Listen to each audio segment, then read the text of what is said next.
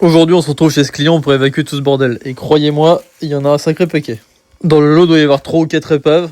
Mais comme certaines, ce sont des 2 chevaux, elles sont restées depuis tellement longtemps dehors qu'elles sont pourries et du coup, elles se décrochent du châssis. Donc c'est un peu compliqué de les distinguer. Donc là, je suis obligé de trier et de les mettre de côté. Car je préfère mettre les petits morceaux en bas et les gros morceaux en haut de la benne. Car une fois arrivé au dépôt, c'est beaucoup plus simple pour mes collègues de s'y retrouver quand c'est plus ou moins trié, on va dire.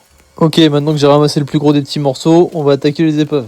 Donc comme celle-ci elle évite de casser, je commence à la tasser au sol, là au moins on pourra pas me dire que je mets du verre par terre. J'en profite également pour ramasser tous les petits bouts qu'il y a à droite à gauche, comme ça m'évitera de tout ramasser à la main tout à l'heure. On passe maintenant à cette 2 chevaux, enfin ce qu'il en reste, parce que vu la tête du truc, honnêtement, pour reconnaître le modèle, ça va être compliqué là. Il y avait comme une caisse derrière, donc je pensais à une Acadiane, mais bon, rien de sûr. J'en profite aussi pour faire un petit peu le ménage car le client m'a demandé de garder donc là les poteaux que vous voyez. Donc comme je suis sympa, j'y ai déplacé et j'ai mis de côté. Et on va venir terminer la benne avec cette 307.